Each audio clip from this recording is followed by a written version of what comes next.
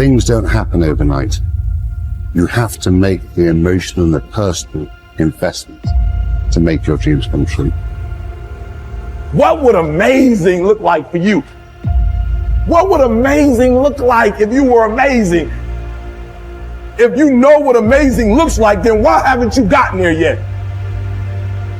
I want you to say, the reason I'm not as amazing yet because I hit the snooze button. That's why I'm not amazing right now. The reason why I'm not amazing right now is because I couldn't get up early enough because I told myself I'm not an early person. The people in the world become weaker people. It's by capping your brain. It's by putting this kind of garbage in it about not attacking what you're not good at. There is no shortcut. There is no hack. There's no sweatless solution. You're gonna have to work. There is always weakness to work on. Always. A lot of them.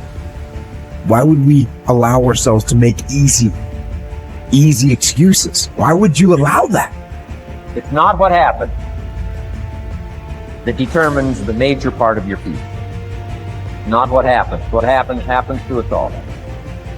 But the key is what you do about it. It's not what happens, what you do about it. Stop being a lazy, bum-ass person that's full of excuses, sitting around on the pity potty, coming up with every excuse in the world as to why you ain't winning. You are the reason you are not winning. Find a way and an understanding that this thing that we are dealing with right now in our lives is only temporary. It's temporary and it will not last forever. You must realize that you must grow enough tenacity within yourself to press on. Are you going to put in the work or not? Are you going to find a way to reach your goals or not? The minute you start thinking, I don't want to do this, the minute that feeling creeps in, that's the time you're having a test. The minute you feel the ache of, I'd rather do something else, I'd rather do anything else than this, that's the test. The minute you train yourself to say, this is my opportunity, is the minute you go from loser to fucking winner. And this is a skill. This is something you practice. You are amazing and you have limitless potential. So start tapping into it by not sitting on the fence. Get up, get out, and get it done, baby.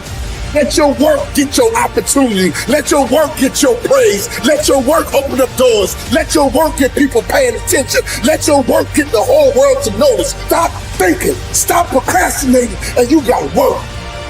So you got to make sure that you constantly are rewriting your book. You have to constantly rewrite your book every day of your life. You know, and these aren't just words I say. This is how I have to live. Like, these are conversations I have with myself.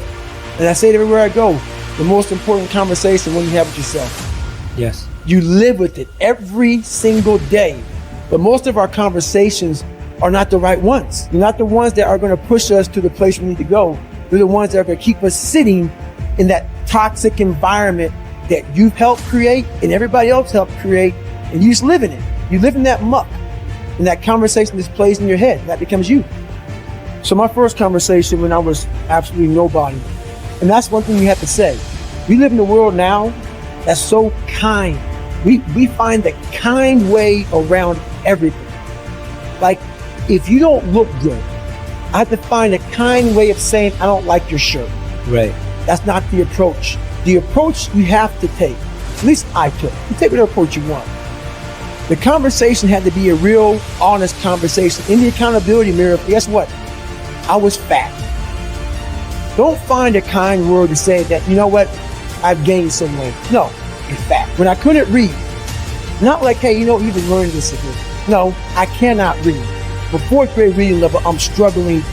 And sometimes I call myself stupid. Not in a way to put myself down. So don't take it like, my God, those are so hurtful. Yeah, they're hurtful. It's honest. The conversation has to become an honest conversation of where you're at mentally.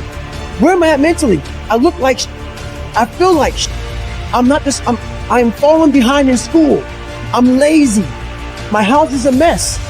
You have to look at what it is and call it what it is. Don't find words to make yourself feel better, because that's what, so we hang around people that make us feel better. that tell us what we want to hear, not what we need to hear. And so we stay away from those people. And we stay away from those people, like our internal dialogue becomes that kind, it's okay. It's not okay. So that's where it starts. It starts with that accountability of it's not okay anymore.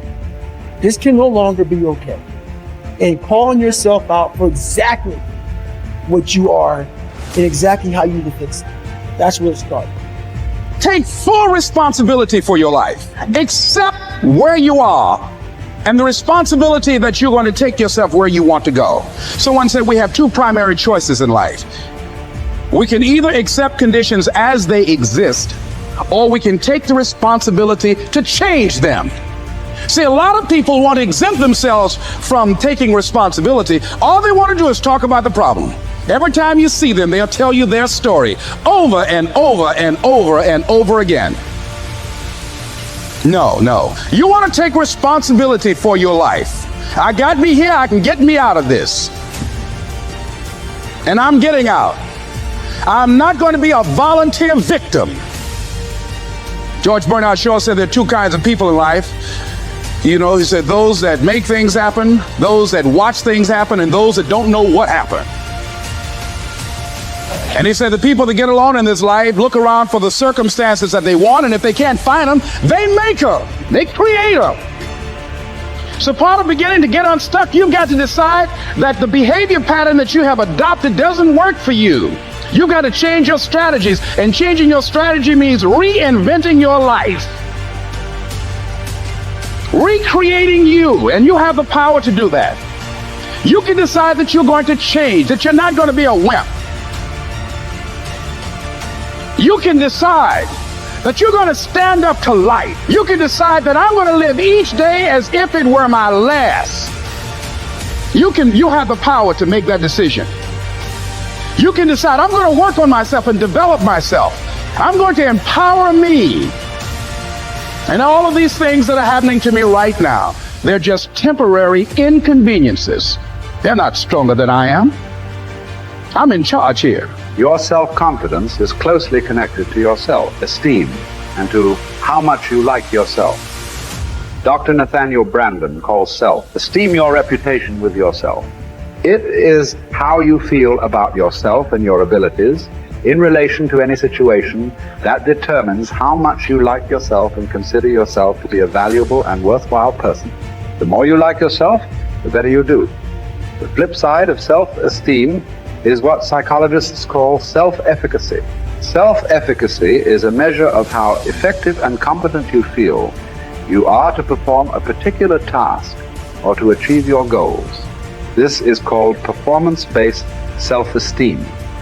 What this means is that if your self-confidence and your belief in yourself are determined by your self-esteem, or how much you like yourself is determined by how capable you feel you are in any given set of circumstances. For example, if a problem comes up at work or home, and you are so familiar with it that you can solve it quickly and correctly, your self-efficacy and your self-esteem goes up.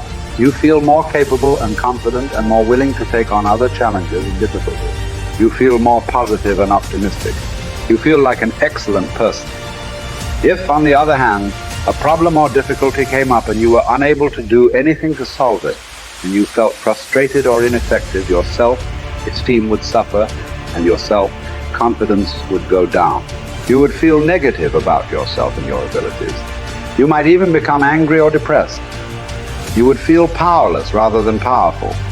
That's why they say in playing poker, the winners laugh and tell jokes while the losers say, shut up and deal.